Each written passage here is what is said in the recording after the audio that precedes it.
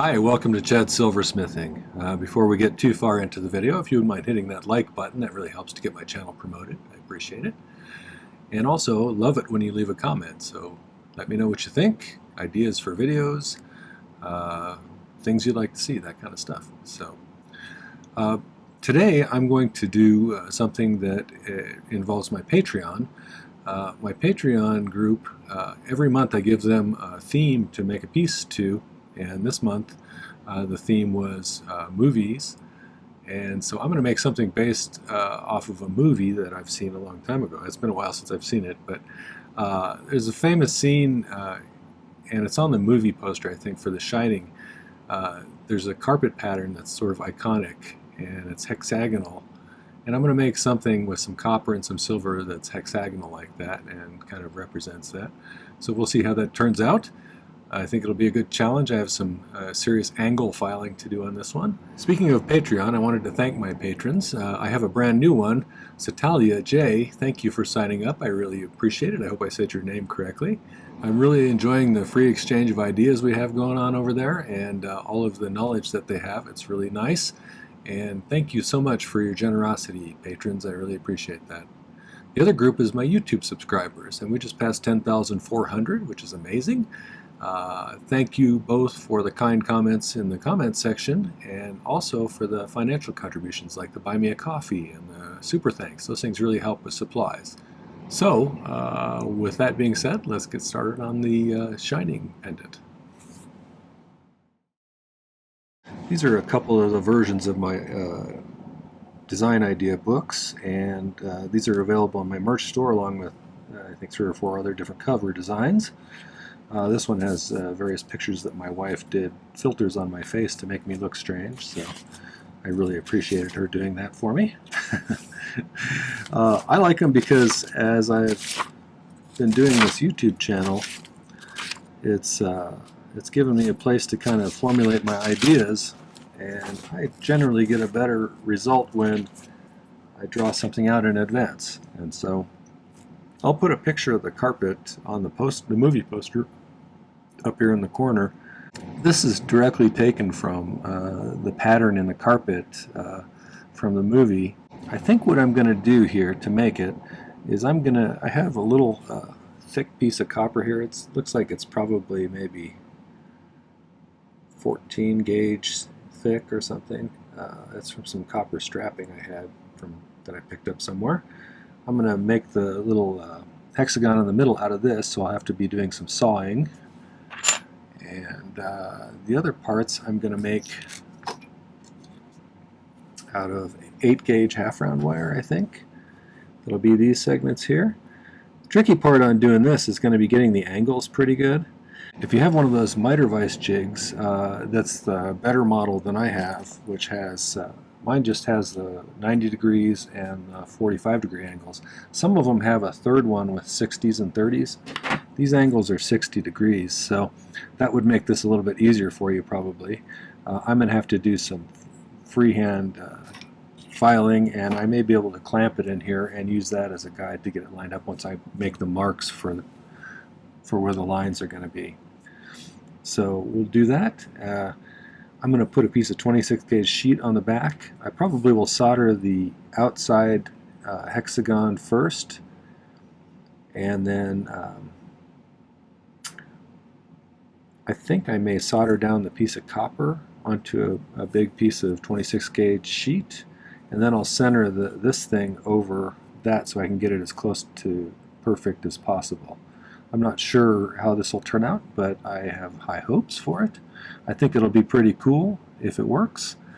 I'll probably use either a piece of low dome half round or some more of this to make a piece that goes up here. I'm not sure how I'm going to do the bail. I don't know. I'm not sure. I may put a hidden bail behind it. I think my first thing is going to be making these segments. So let's do that. What I did in advance was I made some of these to get them as close as I could. I didn't actually use this at first. I used what's called polar graph paper. This is handy if you can get a hold of some of it because it's got angles projecting all the way out to this far, so it's easier to line things up. I actually drew, this is a piece I pulled out and I I drew my hexagon on there and then cut out the other hexagon to get an idea about how big a size it was going to be. But that, yeah, that's very useful for when you're trying to get precise angles. To check things, I have this electronic protractor, and I can line these up like that and get a pretty good idea how close I am on the angles.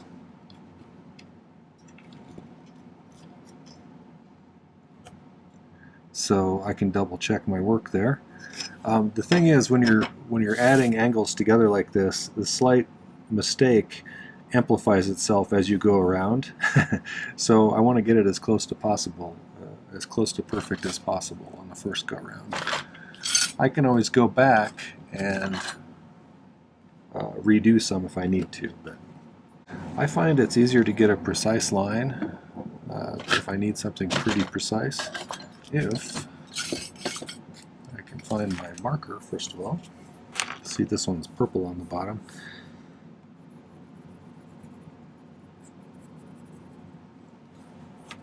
I think machinists do this too with this stuff that's blue. It's a kind of a blue ink, but let's let that dry for a second. And then I should be able to just lay this down on there and scratch a line next to it, and then we can use the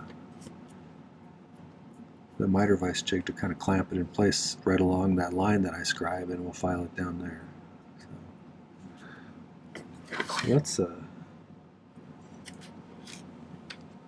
going to try and hold it so it's lined up on the sides.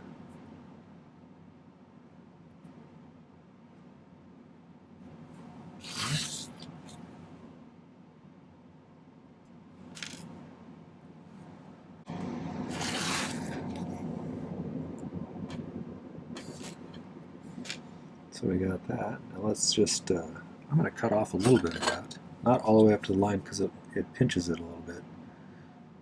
Some of it. And then I'm going to stick this in my miter vise jig. But I gotta manually line this up best I can since I cheaped out on the miter vise jig. But if I line it up perfectly on the line, I should be able to get it pretty close.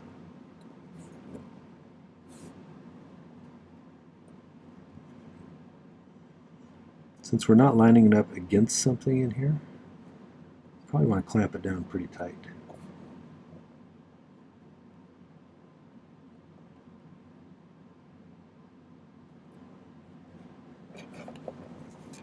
And we can file this.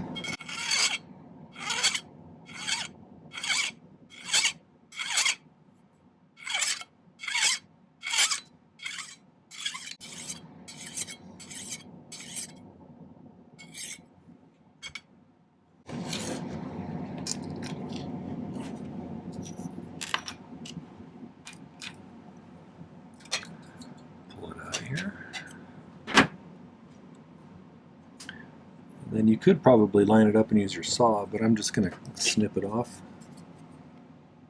close to right there. Take a little bit extra off so I don't have to file for so long. Then we'll line it back up along this line. I'd be curious in the comments if you'd tell me what strategies you guys use when you're trying to do really precise angles too. I'm always interested in hearing other people's methods. Most of the time I'm flying by the seat of my pants. So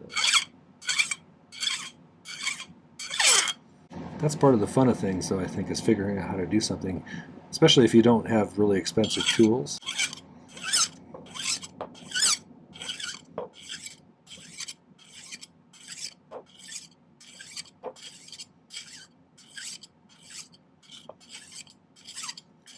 There's almost always a workaround.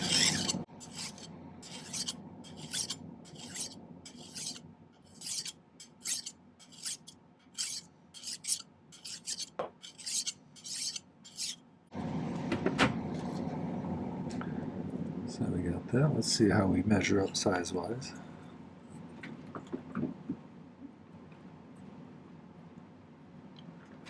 That's pretty darn close.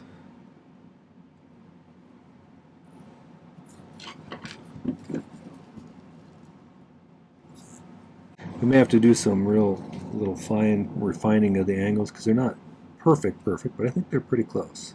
Let's do 3 more of those. With a lot of filing, I got a pretty good hexagon going on, I think. So, I think what I'm going to do next is try and solder that into position. So I'm going to try and find a relatively flat spot on my soldering pad. Luckily I have a pretty new one.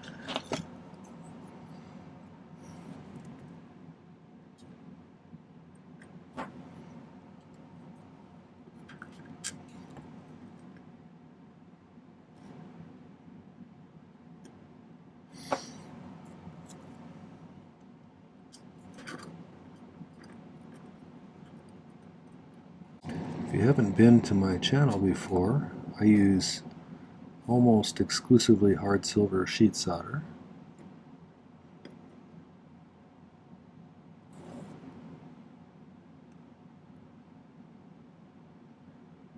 And I use a liquid flux called My-T-Flux that I spray on. I think to prevent this from moving around too much when I'm doing this, I'm going to be doing a little dribbling rather than spraying. Okay, so let's cut some solder. Oops, and I bumped it. Good one, Chad.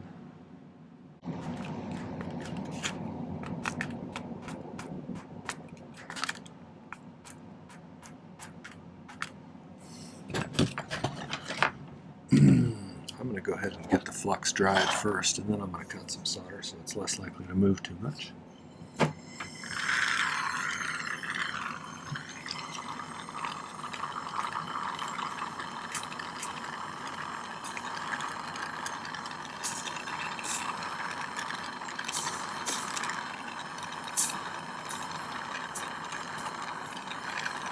One of the things that I do is called pick soldering, and that's where you pick up a little bit of solder on the pick, and then you can place it pretty precisely. And I use that a lot, and it's a very useful skill. So if you're interested, I'll put a link up there for a video. You should check that out. It really kind of moved my abilities up quite a big notch. What it didn't do is fix that I can't ever find my piece of solder that I had. Where'd you go?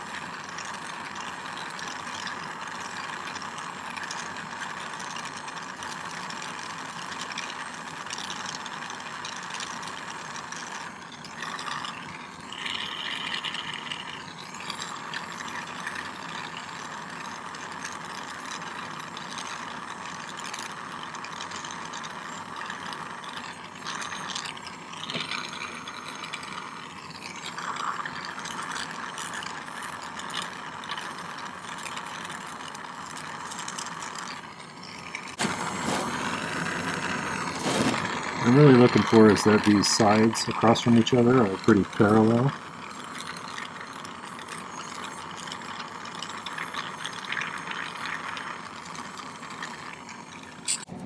Pull it off and take a little look at it.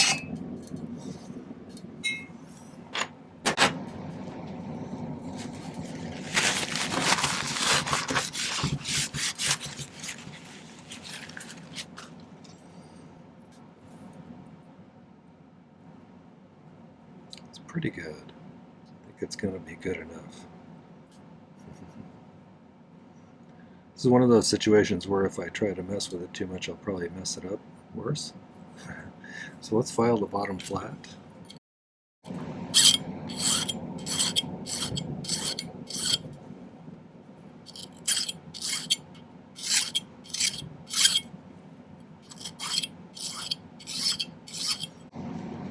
I think what I'll do for this is I'm going to use the edges. I'm going to file the edges of this really flat, and then I'll use those as a starting point for the sides, and I'll use my protractor here to describe the lines for the angles.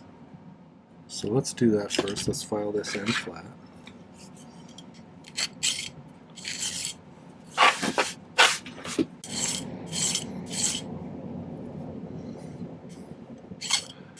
If I do it like this, I'll have it symmetrical, and then I can gradually file it down size-wise until it fits in there just how I want it.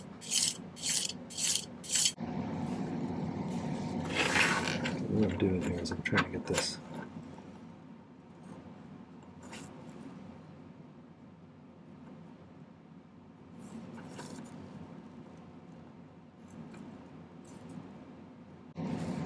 lined up parallel with that. And I can make marks.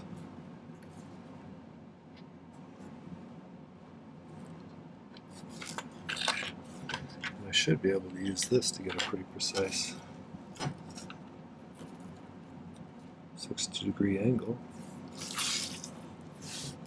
Let's do the marker thing so I can see the lines better.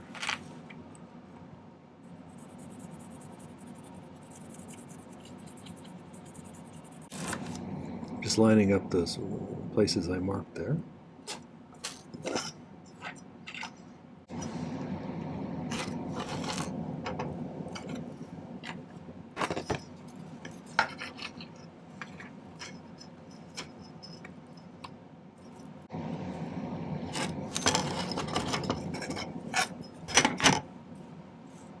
That looks a little better. So I'm going to saw these out as best I can. So let's go do some sawing. This is pretty thick stuff, so I'm going to put a bigger blade on. Probably a number 2. I wasn't big on sawing for a long time, but it's growing on me.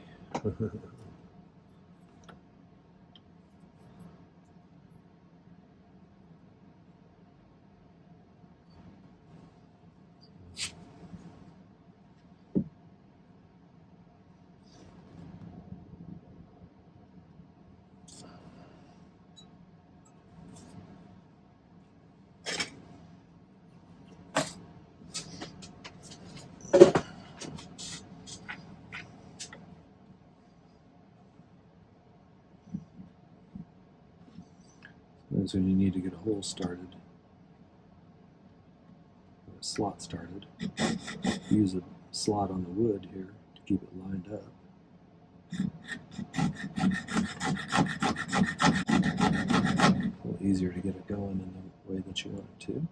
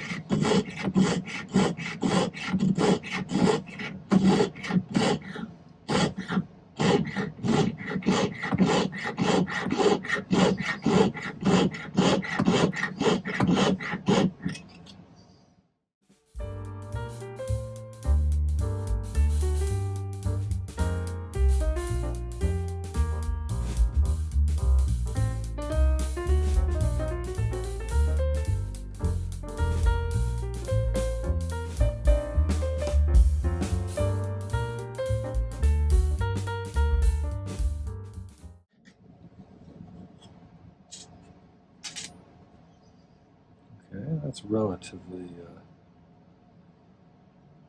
hexagonal. I need to do a little bit of filing to to make it a little bit more so, but we'll do that and see how it goes.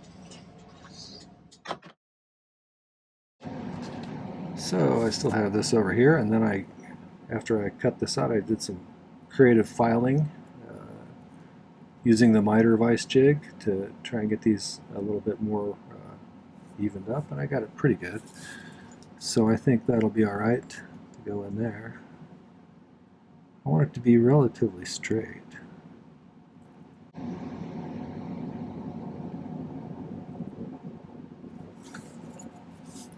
It may be that slight irregularities in one direction, like that looks pretty good like that to me. You got pretty even spacing around it. So I'm going to try and make a mark there. Actually, I'm going to make a mark that'll stay there that I can polish out.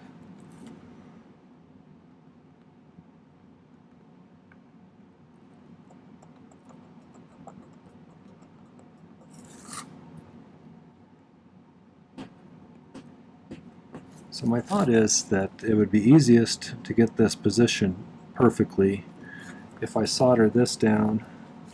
Having a little brain malfunction there. So what I was saying is I think I'll solder this down onto a piece of 26 gauge sheet, which is relatively thin.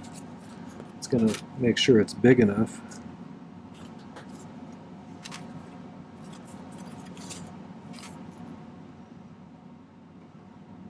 to where I can kind of move this around a little bit.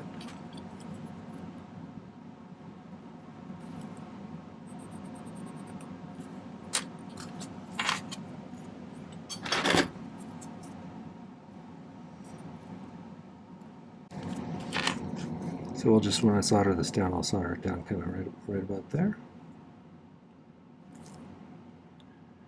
And the best way I think to get this to stick down nicely without a lot of excess solder slop is I'm going to pre-melt some solder on this backside, which is called sweat soldering, but not so much that it's going to really ooze out much beyond where these meet. And then we'll position it and we'll get it to stay down there by heating it again until it flows once more. I do make some copper colored solder, but I haven't had a lot of success using that.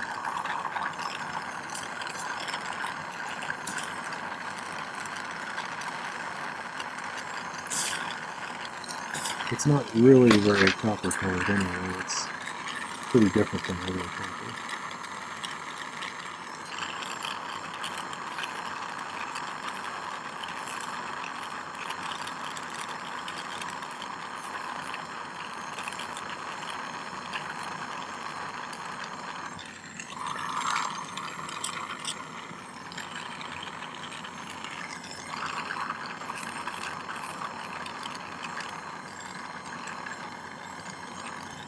I'll put just a little bit more.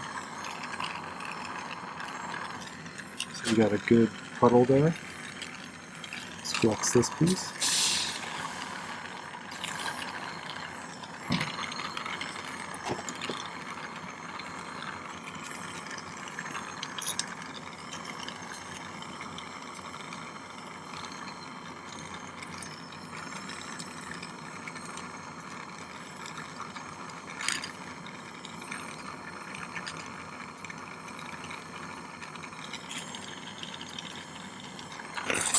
So I'm going to spend a lot of time heating the sheet underneath here, that being less exposed to the heat than the copper up top. And I need that sheet to be up to temperature. A little skating going on there.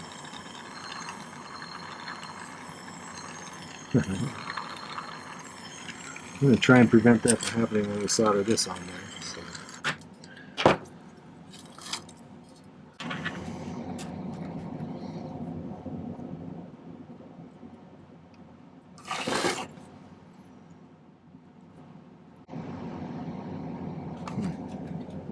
I'll let these clean up a little bit so I can see better. I'll be right back. Okay, I got it cleaned up a little bit more.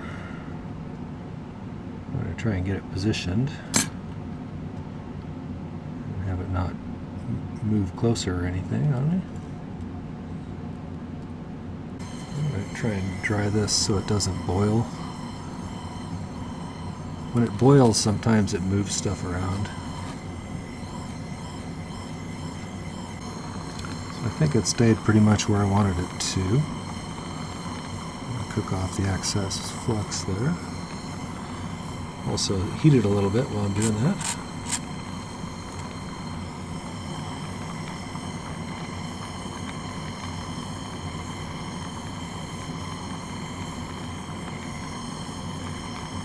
You gotta, when you're soldering stuff together, you always gotta think of where the mass is concentrated.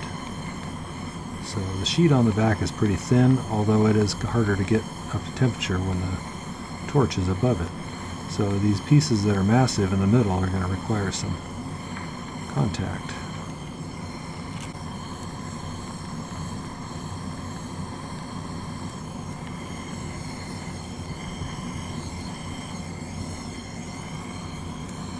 I'm just heating it to make sure that I get a seam all the way around.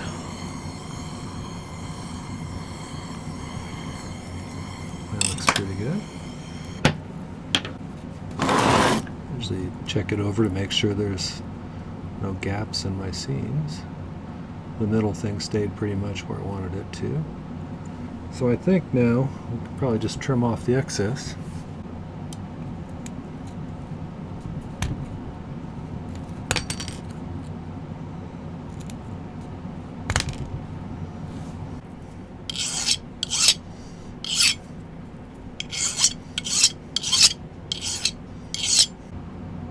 I think that's got to be the upright for it to be as close as symmetrical as possible.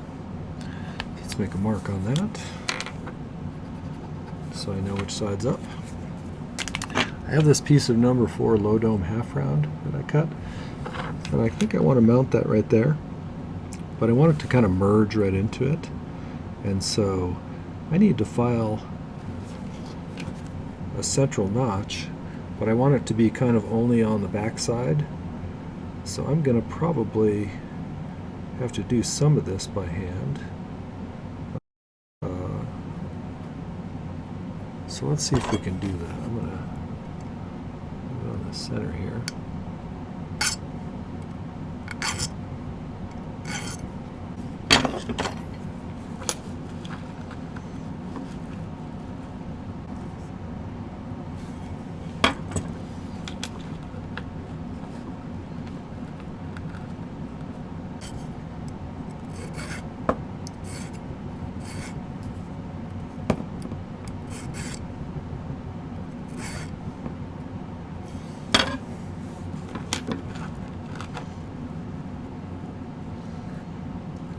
I'm just going to do a little fine-tuning with the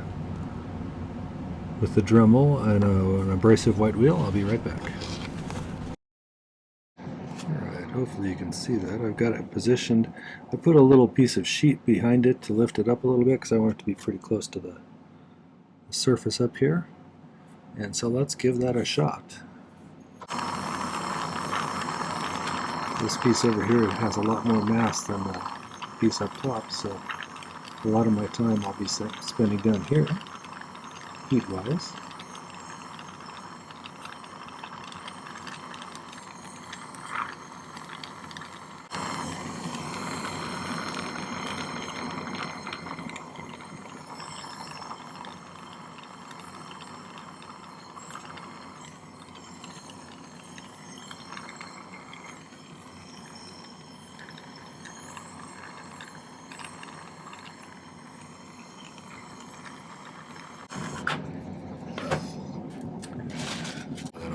The question now is how long do I want this to be?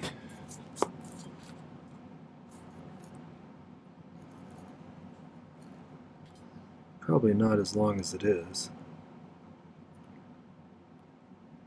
So I'm thinking maybe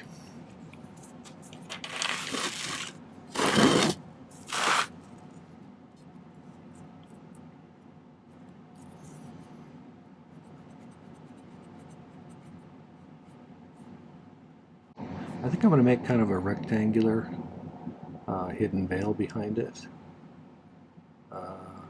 the chain can pass through. But let's get this cleaned up straight.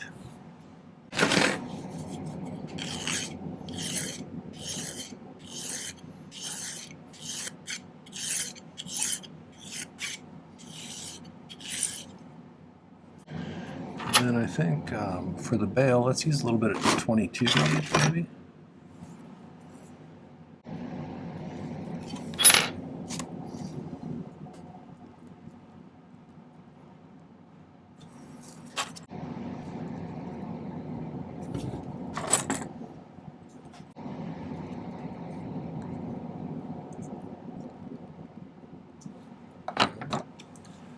So I'm going to use a magnesia block in order to push this down in so nothing moves really. What I want to do is put that right at the top like that. Solder that on, and then I'll trim off the excess and we'll pickle it, and then I'll polish it and show you the final result. I'm also going to probably oxidize that little cavity in between the two things to see how that looks.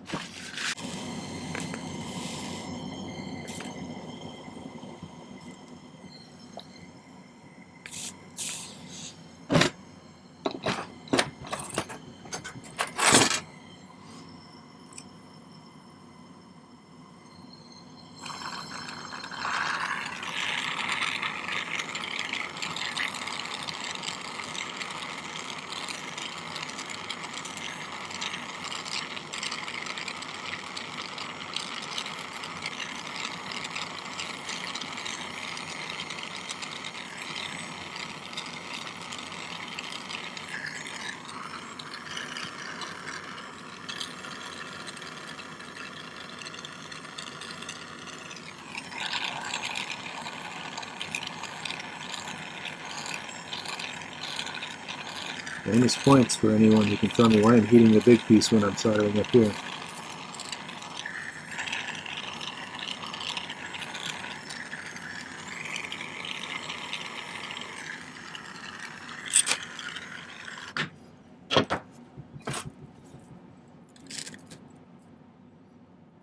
Alright. So now I'll just file that flush so you can't see it anymore, and then we'll let that pickle.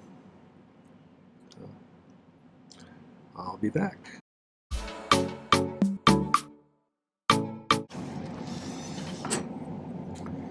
Okay, finish the piece.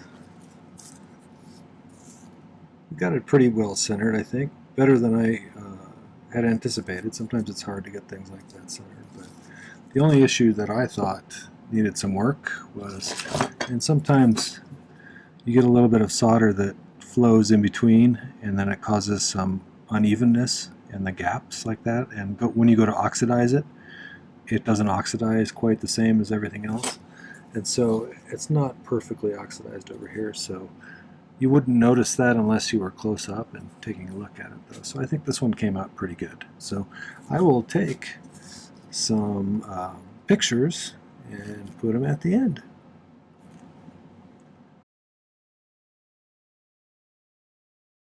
Okay, well, that was the pendant based off of The Shining. I hope you enjoyed it.